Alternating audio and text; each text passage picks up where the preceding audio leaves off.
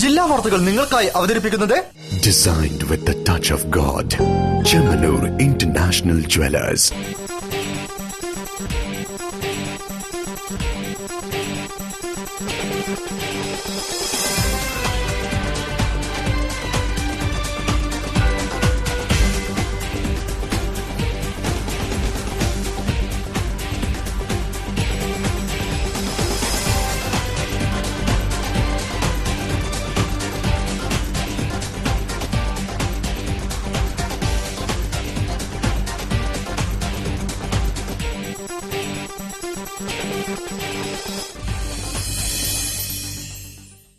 നമസ്കാരം. ജില്ലാ വാർത്തകൾ. കാർഷിക സമ്പദ് വ്യവസ്ഥയുടെ നെടുംതൂണായ കർഷകർ ഇന്ന് ആത്മഹത്യയുടെ വക്കിലാണ്. പ്രതിസന്ധികളെ തരണം ചെയ്യാനാവാതെ ജീവിതമൊടുക്കാനാണ് പല കർഷകരും ശ്രമിക്കുന്നത്. കഠിനാധ്വാനത്തിന്റെ ഫലം തങ്ങൾക്ക് ലഭിക്കാതെ മധ്യവർത്തി സമൂഹത്തിലെത്തുമ്പോൾ കർഷകർക്ക് നഷ്ടമാവുന്നത് കെട്ടിപ്പടുത്ത ജീവിതവും സ്വപ്നങ്ങളുമാണ്. കർഷക സമരത്തിന്റെ കാഴ്ചകൾ പ്രധാന വാർത്തകൾക്കു ശേഷം. തൊഴിലാളികളുടെ ക്ഷേമത്തിനായി ഇടതു സർക്കാർ കൊണ്ടുവന്ന ബില്ല് UDF സർക്കാർ പാടെ അവഗണിച്ചെന്ന് മുൻ മേയർ M. ഭാസ്കരൻ.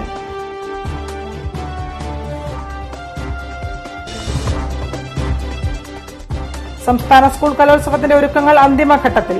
അപ്പീലുകളിലൂടെ എത്തുന്ന മത്സരാർത്ഥികളുടെ എണ്ണത്തിൽ ആശങ്കയുമായി സംഘാടകർ.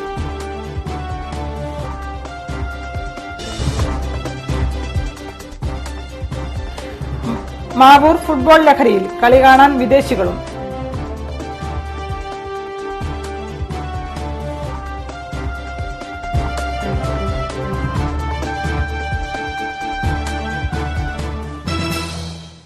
വാർത്തകൾ വിശദമായി.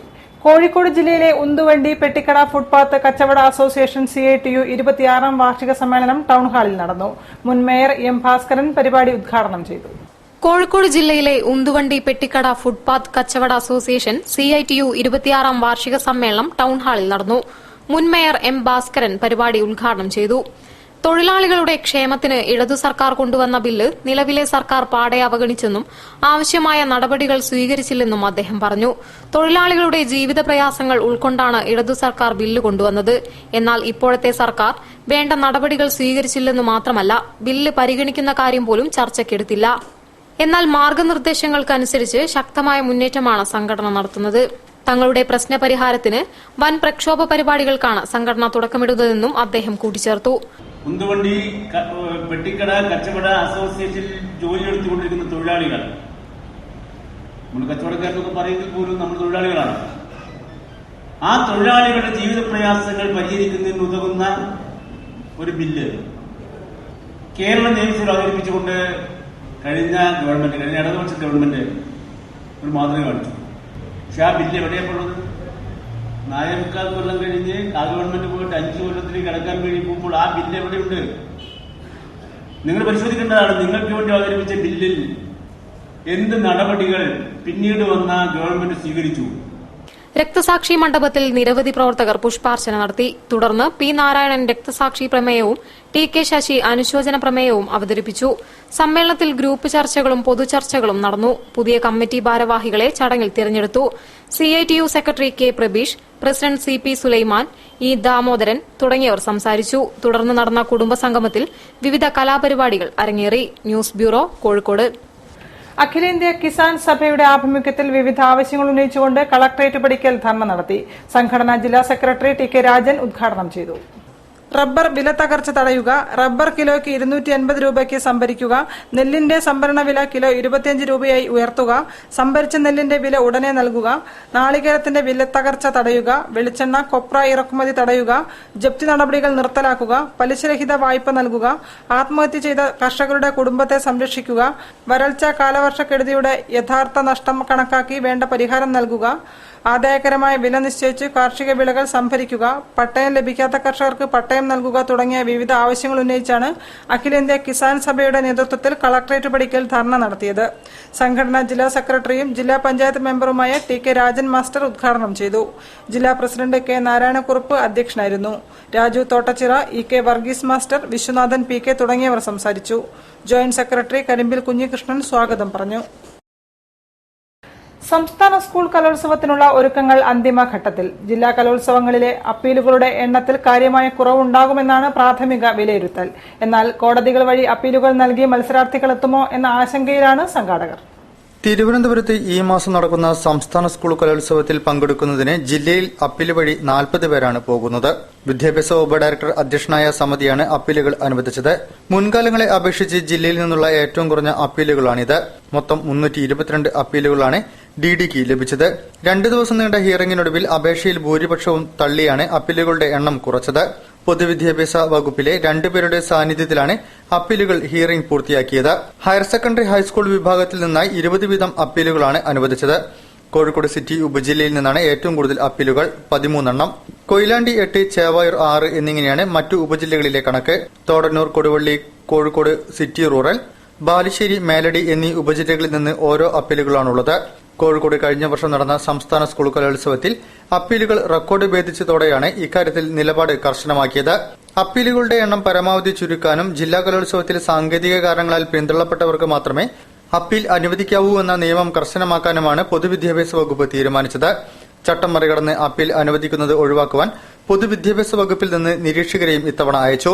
ഡിഡി അധ്യക്ഷനായ സമിതിയിൽ പൊതുവിദ്യാഭ്യാസ വകുപ്പിലെ joint director Anila George, senior superintendent K Vinodan എന്നിവരാണ് പങ്കെടുത്തത്. കഴിഞ്ഞ വർഷം അപ്പീൽ വഴി 220 പേരാണ് ജില്ലയിൽ നിന്ന് സംസ്ഥാനതലത്തിൽ മത്സരിച്ചത്. കോഴിക്കോട് നടന്ന കലോത്സവത്തിൽ 1270 അപ്പീലുകളാണ് ഉണ്ടായിരുന്നത്. ഡിഡി തള്ളിയ അപേക്ഷകൾ പലതും കോടതി കയറും. സംസ്ഥാന കലോത്സവത്തിന്റെ മത്സരങ്ങൾ തുടങ്ങുന്നതിന് മുൻപ് വരെ അപ്പീലുകൾ എത്തിത്തുടങ്ങും. News bureau, Kozhikode. വിശക്കുന്നവന് ഭക്ഷണം നൽകി പിറന്നാളാഘോഷം വ്യത്യസ്തമായി. ലയൺസ് ക്ലബ് ഇന്റർനാഷണലിന്റെ സ്ഥാപകനായ മെൽസിൻ ജോസഫിന്റെ പിറന്നാളാഘോഷത്തിന്റെ ഭാഗമായാണ് കോഴിക്കോട് റെയിൽവേ സ്റ്റേഷൻ പരിസരത്ത് ലയൺസ് ക്ലബിന്റെ ആഭിമുഖ്യത്തിൽ വിശക്കുന്നവന് ഭക്ഷണമൊരുക്കിയത്.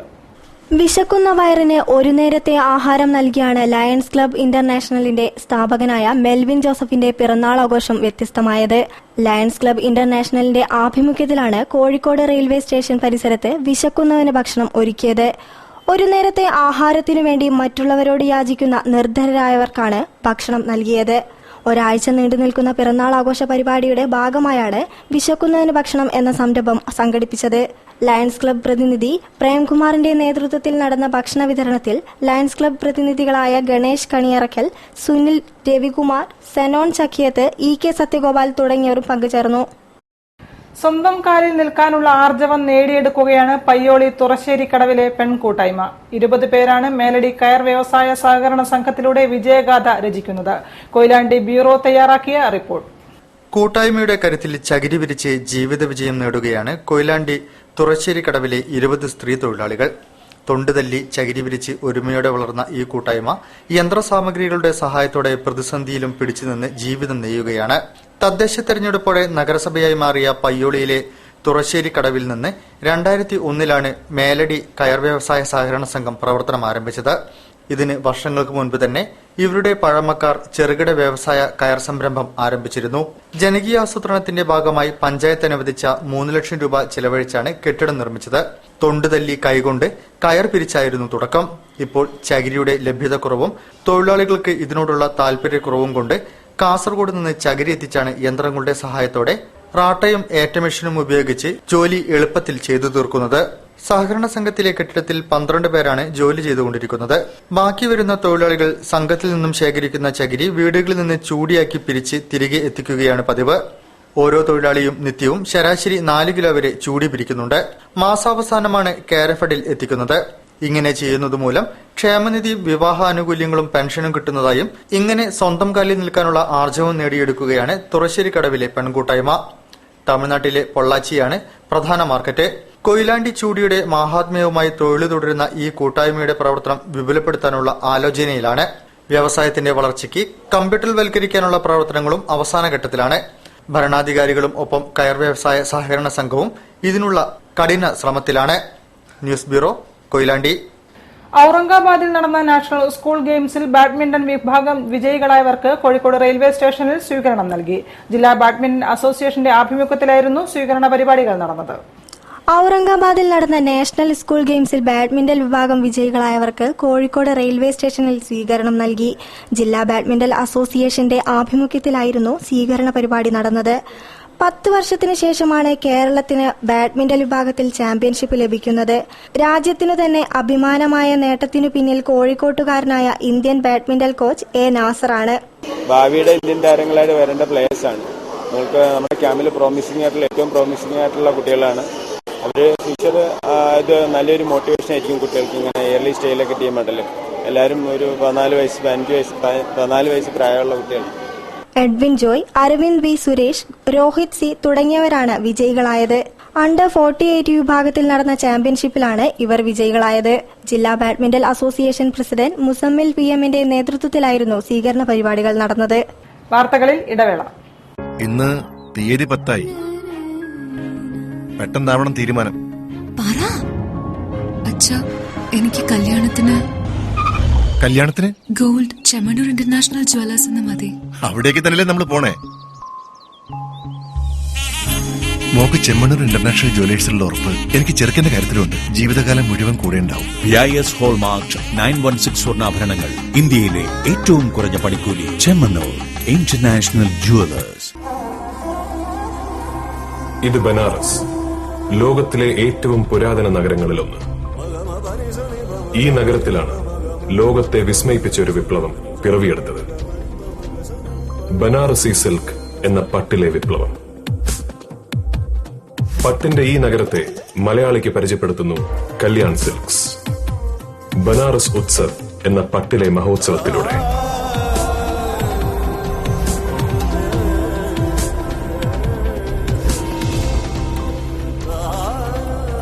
Banaras Utsav by Kalyan Silks. Malabar gold and diamonds ആഘോഷിക്കുന്നു 22 സുവർണ വർഷങ്ങൾ നിങ്ങൾക്കൊപ്പം.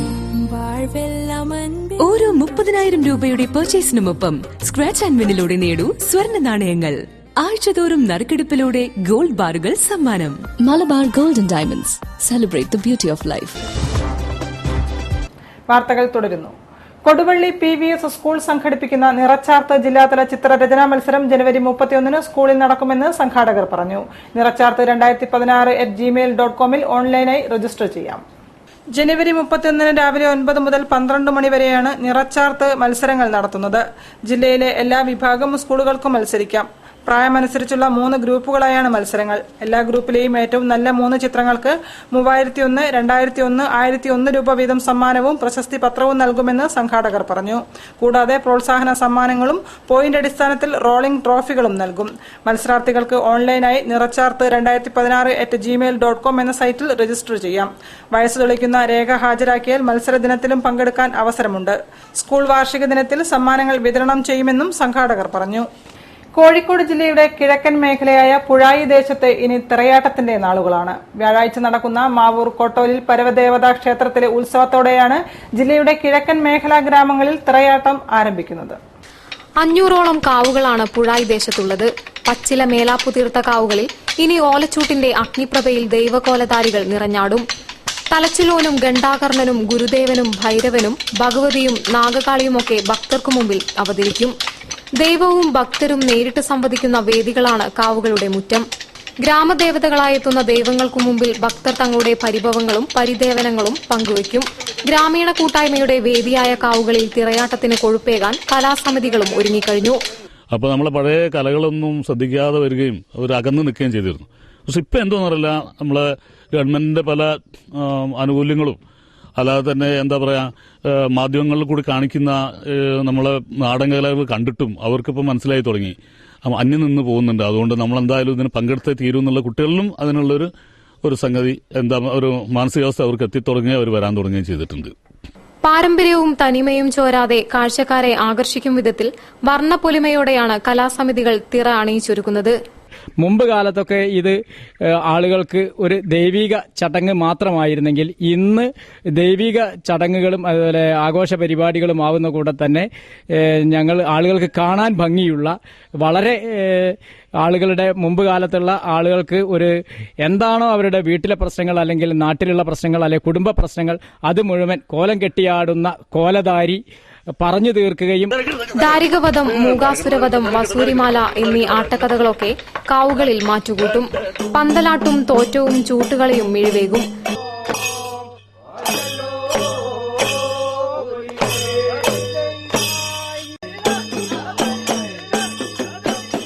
തിറയാട്ടത്തിന് മുന്നോടിയായി മെയ്വഴക്കത്തിനും ചുവടുകൾക്കും വേണ്ടിയുള്ള പരിശീലനങ്ങളും പ്രമുഖ കലാസമിതികൾ ആരംഭിച്ചു കഴിഞ്ഞു.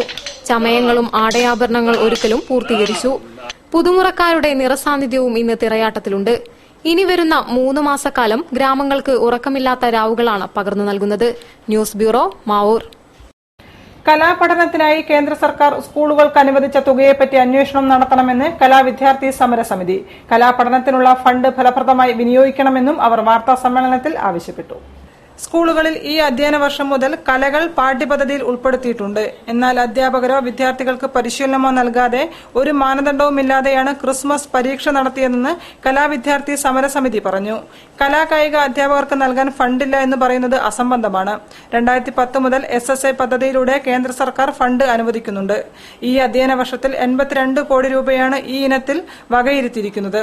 കഴിഞ്ഞ 5 വർഷമായി ഈ ഫണ്ട് കേരള സർക്കാർ വിനിയോഗിക്കുന്നില്ലെന്നും ഭാരവാഹികൾ പറഞ്ഞു. കലാപഠനത്തിന് അനുവദിച്ച തുകയെക്കുറിച്ച് അന്വേഷണം നടത്തണമെന്നും അവർ ആവശ്യപ്പെട്ടു.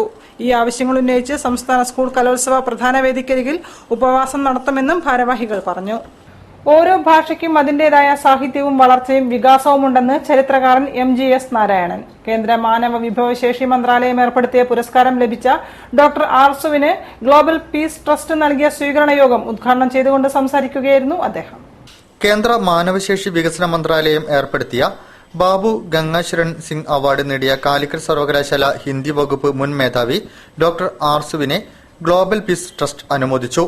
KP കേശവമേനോൻ ഹാളിൽ നടന്ന ചടങ്ങ് ഡോക്ടർ MGS നാരായണൻ ഉദ്ഘാടനം ചെയ്തു.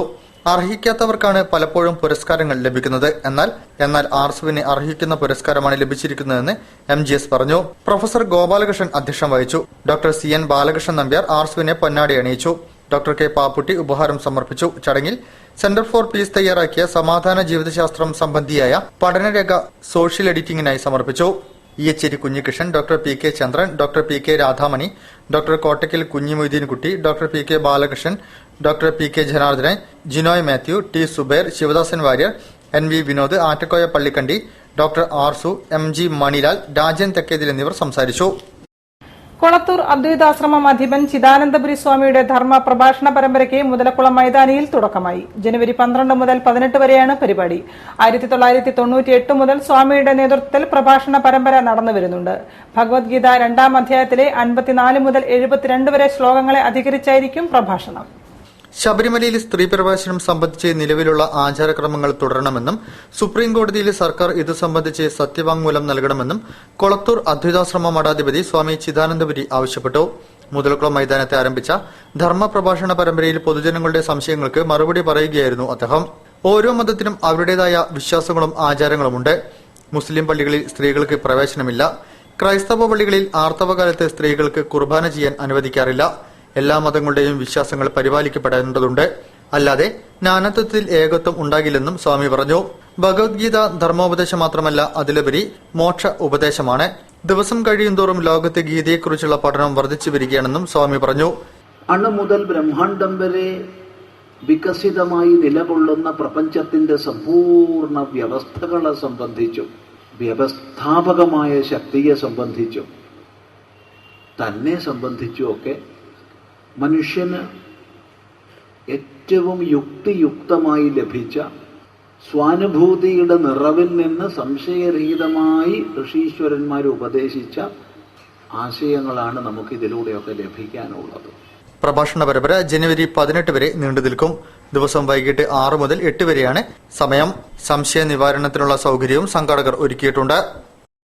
പുരാണങ്ങൾക്കും ഖുർആൻ സൂക്തങ്ങൾക്കും പ്രകൃതി ദൃശ്യങ്ങൾക്കും ദൃശ്യഭാഷമൊരുക്കി ആർട്ട് ഗാലറിയിൽ അമ്പിളിയുടെ ചിത്ര പ്രദർശനം. മ്യൂറൽ പെയിന്റിംഗിലും പിക്സൽ ആർട്ടിലും ഇല്യൂഷനിലും ഒരുക്കിയ 33 രചനകളാണ് പ്രദർശനത്തിലുള്ളത്. ചില്ലുകൂട്ടിൽ നിറങ്ങളും വെളിച്ചവും സമന്വയിപ്പിക്കുന്ന ജാലവിദ്യയാണ് അമ്പിളിക്ക് ചിത്രരചന. പുരാണകഥകളും ഖുർആൻ സൂക്തങ്ങളും പ്രകൃതി ദൃശ്യങ്ങളും നിറഞ്ഞ അമ്പിളിയുടെ ഗ്ലാസ് പെയിന്റിംഗ് പ്രദർശനം glass colours Lalithakala Akademi art ഗാലറിയിൽ തുടരുകയാണ്. Mural painting, pixel art, illusion തുടങ്ങിയ ചിത്രരചനാ സങ്കേതങ്ങളിൽ ഒരുക്കിയ 33 രചനകളാണ് പ്രദർശനത്തിലുള്ളത്. പുരാണ കഥാപാത്രങ്ങളെയും കഥാസന്ദർഭങ്ങളെയും മ്യൂറൽ പെയിന്റിംഗിലാണ് ഒരുക്കിയത്.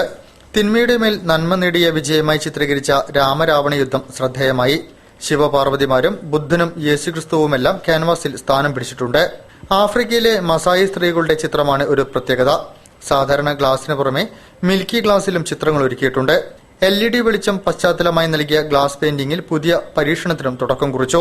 പ്രദർശനത്തെക്കുറിച്ച് അമ്പിളി: കോഴിക്കോട് ഇതെന്റെ 5ാമത്തെ ചിത്ര പ്രദർശനമാണ്, സോളോ 3ാമത്തേതും. ഇവിടെ നല്ല പ്രതികരണമാണ്. എനിക്ക് എല്ലാ ദിവസവും ഇഷ്ടം പോലെ ആള്, അതുകൂടാതെ തന്നെ വന്നവര് വീണ്ടും വീണ്ടും ആളെ കൂട്ടി വരുന്നു. എല്ലാവർക്കും ഗ്ലാസ് പെയിന്റിംഗ് എന്ന് പറയുമ്പോൾ ഒരു ഇമേജ് ഉണ്ട് എല്ലാവരുടെയും മനസ്സിൽ. പക്ഷെ എല്ലാവരും പറയുന്ന അതൊന്നും അല്ല ഇവിടെ വന്ന് കാണുന്നത്, അത് ഭയങ്കര ഡിഫറെന്റ് ആണെന്നാണ്. അത് തന്നെയാണ് എനിക്ക് എല്ലാ എക്സിബിഷനിൽ നിന്നും കിട്ടുന്ന ഒരു പ്രചോദനം. ഒടുമ്പ്ര സ്വദേശിനിയായ അമ്പിളി 2001 ദുബായിൽ നടന്ന 3 ദിവസത്തെ ചിത്രരചനാ ശില്പശാലയിലാണ് ഗ്ലാസ് പെയിന്റിംഗ് ചെയ്യാൻ ആരംഭിച്ചത്. കോഴിക്കോട്ടെ 3ാമത്തെ ഏകാംഗ പ്രദർശനമാണിത്. പ്രദർശനം വെള്ളിമാടുകുന്ന് ചിൽഡ്രൻസ് ഹോമിലെ ദീപ, ദിവ്യ, അലക്സാണ്ടർ, ഇമിനേഷ് എന്നീ വിദ്യാർത്ഥികൾ ചിത്രം വരച്ചാണ് ഉദ്ഘാടനം ചെയ്തത്. 15 വരെ പ്രദർശനം തുടരും. സമയം രാവിലെ 11 മുതൽ രാത്രി 7 വരെയാണ്. വാർത്തകളിൽ ഒരു ഇടവേള കൂടി. ഇന്ന് തീയതി 10 പെട്ടെന്നാവണം തീരുമാനം. എനിക്ക് കല്യാണത്തിന് ഗോൾഡ് ചെമ്മണ്ണൂർ ഇന്റർനാഷണൽ ജ്വല്ലേഴ്സ് എന്ന് മതി. അവിടേക്ക് തന്നെയല്ലേ നമ്മൾ പോണേ. മോക്ക് ചെമ്മണ്ണൂർ ഇന്റർനാഷണൽ ജ്വല്ലേഴ്സിലുള്ള ഉറപ്പ് എനിക്ക് ചെറുക്കന്റെ കാര്യത്തിലുണ്ട്. ജീവിതകാലം മുഴുവൻ കൂടെ ഉണ്ടാവും. BIS ഹോൾമാർക്ക് 916 സ്വർണ്ണാഭരണങ്ങൾ, ഇന്ത്യയിലെ ഏറ്റവും കുറഞ്ഞ പണിക്കൂലി. Chemmanur international Jewellers. ഇത് ബനാറസ്, ലോകത്തിലെ ഏറ്റവും പുരാതന നഗരങ്ങളിലൊന്ന്. ഈ നഗരത്തിലാണ് ലോകത്തെ വിസ്മയിപ്പിച്ച ഒരു വിപ്ലവം പിറവിയെടുത്തത്. ബനാറസി സിൽക്ക് എന്ന പട്ടിലെ വിപ്ലവം. പട്ടിന്റെ ഈ നഗരത്തെ മലയാളിക്ക് പരിചയപ്പെടുത്തുന്നു കല്യാൺ സിൽക്സ്. ബനാറസ് ഉത്സവ് എന്ന പട്ടിലെ മഹോത്സവത്തിലൂടെ.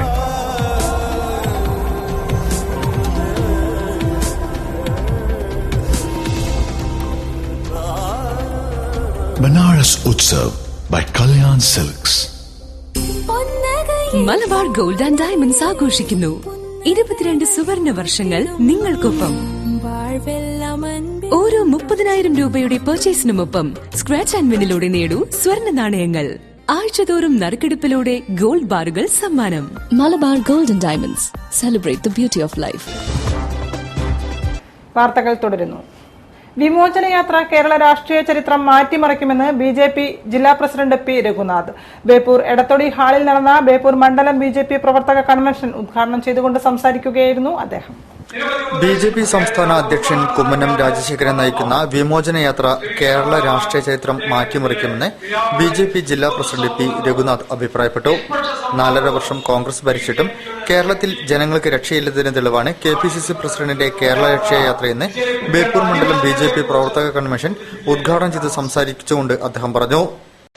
അതായത് BJPയുടെ സർവശക്തിയും തെളിയിക്കുന്ന, സംഘപരിവാർ പ്രസ്ഥാനത്തിന്റെ സർവശക്തിയും പ്രകടിപ്പിക്കുന്ന ഒരു യാത്രയായിട്ട് മാറണം വിമോചനയാത്ര. BC റോഡ് എടത്തൊടി മെമ്മോറിയൽ ഹാളിൽ നടന്ന പരിപാടിയിൽ മണ്ഡലം പ്രസിഡന്റ് K. സിദ്ധാർത്ഥൻ അധ്യക്ഷം വഹിച്ചു. ജില്ലാ സെക്രട്ടറി VP ശ്രീപത്മനാഭൻ, സംസ്ഥാന സമിതി അംഗം KP വേലായുധൻ, മണ്ഡലം secretary Haridasan Moolayil, Smijith Kalakandi, councillor T. Anilkumar, N. Satheesh Kumar, KP Nishad Kumar, M. Pradeep Kumar, C. Premanandan, NP Sajeevan, Cherukad Chandran, KP Janilkumar എന്നിവർ സംസാരിച്ചു. 15-ന് കാസർഗോഡ് നിന്നും ആരംഭിക്കുന്ന പിണറായി വിജയന്റെ നേതൃത്വത്തിലുള്ള നവകേരള മാർച്ചിന്റെ പ്രചരണാർത്ഥം ജില്ലയിൽ വിവിധയിടങ്ങളിൽ പ്രചരണ ജാഥകൾ നടന്നു. ആവേശോജ്വല സ്വീകരണമാണ് ജാഥകൾക്ക് ലഭിച്ചുകൊണ്ടിരിക്കുന്നത്. മതനിരപേക്ഷ കേരളം, അഴിമതിമുക്ത വികസിത കേരളം എന്ന മുദ്രാവാക്യമുയർത്തി CPM പൊളിറ്റ് ബ്യൂറോ അംഗം പിണറായി വിജയന്റെ നേതൃത്വത്തിൽ 15-ന് കാസർഗോഡ് നിന്നും ആരംഭിക്കുന്ന നവകേരള മാർച്ചിനെ വരവേൽക്കുവാൻ പ്രവർത്തകർ തയ്യാറെടുത്തു കഴിഞ്ഞു. നവകേരള മാർച്ചിന്റെ സന്ദേശമറിയിച്ച് CPM ബേപ്പൂർ നിയോജക മണ്ഡലം കാൽനട പ്രചരണ ജാഥ പ്രയാണം തുടങ്ങി.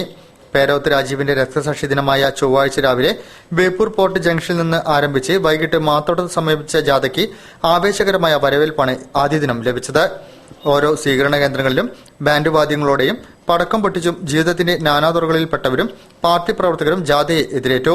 Beypore village office, Thampi road, Kayyeduthode, Naduvattam പള്ളി, ട്രാൻസ്ഫോമർ ജംഗ്ഷൻ, അരക്കിണറങ്ങാടി എന്നിവിടങ്ങളിലെ സ്വീകരണത്തിന് ശേഷം ജാഥ മാത്തോട്ടത്ത് സമാപിച്ചു.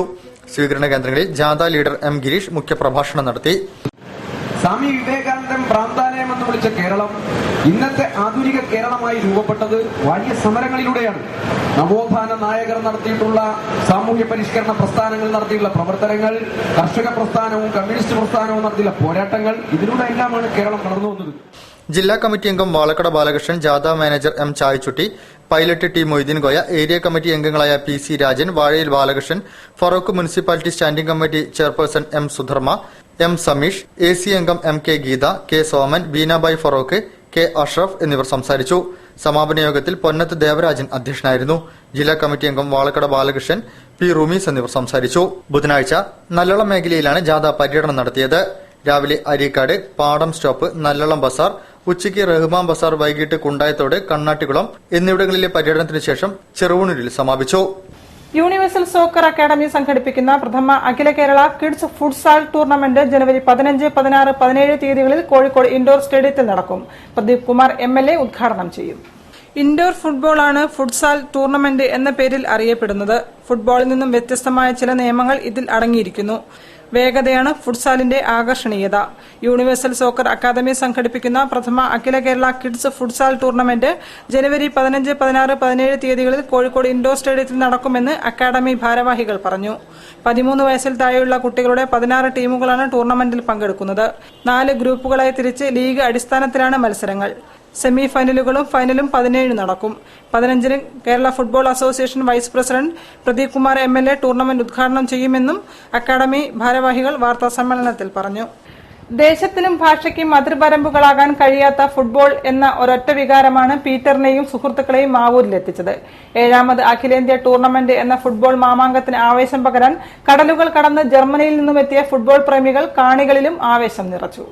ഫുട്ബോൾ എന്നത് ദേശത്തിനും ഭാഷയ്ക്കും അതിർവരമ്പുകൾ നിശ്ചയിക്കാൻ കഴിയാത്ത ഒരൊറ്റ വികാരമാണ്. വീറും വാശിയും ലഹരിയായി മാറുന്ന ഓരോ ജനതയുടെയും ആവേശം. 2 ആഴ്ചക്കാലമായി മാവൂരിലെ ജനങ്ങളുടെ സിരകളിൽ നിറഞ്ഞു നിൽക്കുന്നതും ഈ ഫുട്ബോൾ ലഹരിയാണ്. മൂലക്കടവത്ത് മുഹമ്മദ് അലി മെമ്മോറിയൽ റോളിംഗ് ട്രോഫിക്കും അരിയാപറമ്പത്ത് പരശുരാമൻ റോളിംഗ് ട്രോഫിക്കും വേണ്ടിയാണ് മാവൂരിൽ ഫുട്ബോൾ ടൂർണമെന്റ് സംഘടിപ്പിച്ചു വരുന്നത്. ജവഹർ മാവൂർ സംഘടിപ്പിക്കുന്ന 7ാമത് അഖിലേന്ത്യാ ടൂർണമെന്റിന്റെ കഴിഞ്ഞ ദിവസത്തെ മത്സരവേദിയിലാണ് ജർമ്മനിയിൽ നിന്നും അപ്രതീക്ഷിത അതിഥികളെത്തിയത്. ഫുട്ബോൾ പ്രേമികളായ പീറ്ററും ജോൺസസുമാണ് കൂട്ടുകാരികൾക്കൊപ്പമെത്തി കാണികളിൽ ആവേശം നിറച്ചത്. ലെവൻസ് പാത്രം കണ്ടു ശീലിച്ച മുള്ളറിന്റെ നാട്ടുകാർ സെവൻസ് ഫുട്ബോൾ ഏറെ കൌതുകത്തോടെയാണ് കണ്ടിരുന്നത്. ഫിഫ മഞ്ചേരിയും FC തിരുവനന്തപുരവും തമ്മിലായിരുന്നു മത്സരം. മത്സരത്തിൽ 1-നെതിരെ 4 ഗോളുകൾക്ക് FC തിരുവനന്തപുരത്തെ പരാജയപ്പെടുത്തി ഫിഫ മഞ്ചേരി വിജയികളായി. വ്യാഴാഴ്ച ലിംഗ മെഡിക്കൽസ് മണ്ണാർക്കാട് AYC ഉച്ചാരക്കടവിനെ നേരിടുന്നതോടെ പ്രീ ക്വാർട്ടർ ഫൈനൽ മത്സരങ്ങൾ സമാപിക്കും. News bureau, Kunnamangalam. വാർത്തകൾ ചുരുക്കത്തിൽ. ബാബു കുഴിമറ്റം എഴുത്തിന്റെ 40 വർഷം പൂർത്തീകരിക്കുന്ന വേളയിൽ കോഴിക്കോട്ടെ സാംസ്കാരിക സാമൂഹിക പ്രവർത്തകർ അദ്ദേഹത്തെ ആദരിക്കും. ജനുവരി 15-ന് അളകാപുരിയിൽ പുസ്തക പ്രകാശനം, ഗസൽ സന്ധ്യ തുടങ്ങിയ പരിപാടികളോടെയാണ് ആദരിക്കൽ ചടങ്ങ്. ഡോക്ടർ ഖദീജ മുന്താസ് ഉദ്ഘാടനം ചെയ്യും. KP Sudheera, KV Thomas, Thayat ബാലൻ തുടങ്ങിയവർ പങ്കെടുക്കും. കോഴിക്കോട്ട് നടക്കുന്ന ഗ്ലോബൽ ആയുർവേദ മേള മഹാമേളയാക്കുന്നതിന്റെ ഭാഗമായി കേരളത്തിലുടനീളം ഗ്രാൻഡ് കേരള ആയുർവേദ ഫെയർ 2016 സംഘടിപ്പിക്കും. ആയുർവേദ ഫെയറിന്റെ സംസ്ഥാനതല ഉദ്ഘാടനം ജനുവരി 14-ന് തിരുവനന്തപുരത്ത് നടക്കുമെന്ന് ഭാരവാഹികൾ വാർത്താസമ്മേളനത്തിൽ പറഞ്ഞു. സംഘപരിവാർ കാലത്തും ഇന്ത്യക്ക് ജീവിച്ചേ പറ്റൂ എന്ന തലക്കെട്ടിൽ ജനുവരി 15 മുതൽ ഫെബ്രുവരി 15 വരെ സംസ്ഥാന വ്യാപകമായി ക്യാമ്പയിൻ സംഘടിപ്പിക്കുമെന്ന് സോളിഡാരിറ്റി സംസ്ഥാന നേതാക്കൾ വാർത്താസമ്മേളനത്തിൽ അറിയിച്ചു. ക്യാമ്പയിന്റെ പ്രഖ്യാപനം ജനുവരി 16-ന് പാലക്കാട്ട് നടക്കും.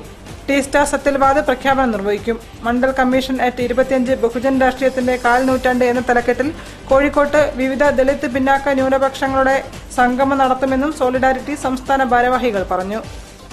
കൂടുതൽ വാർത്തകൾക്കും വിശേഷങ്ങൾക്കും ഞങ്ങളുടെ വെബ്സൈറ്റ് സന്ദർശിക്കുക. വിലാസം www.jillavartakal.com. പ്രധാന വാർത്തകൾ ഒരിക്കൽ കൂടി.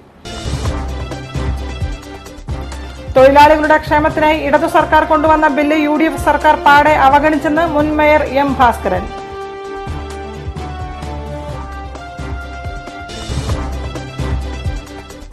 സംസ്ഥാന സ്കൂൾ കലോത്സവത്തിന്റെ ഒരുക്കങ്ങൾ അന്തിമഘട്ടത്തിൽ. അപ്പീലുകളിലൂടെ എത്തുന്ന മത്സരാർത്ഥികളുടെ എണ്ണത്തിൽ ആശങ്കയുമായി സംഘാടകർ.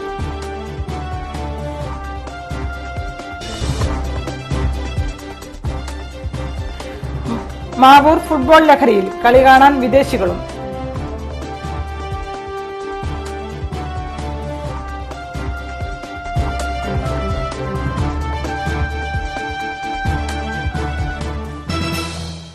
ഈ വാർത്താ ബുള്ളറ്റിൻ സമാപിക്കുന്നു. നമസ്കാരം. ജില്ലാ വാർത്തകൾ നിങ്ങൾക്കായി അവതരിപ്പിച്ചത് Designed with the touch of God.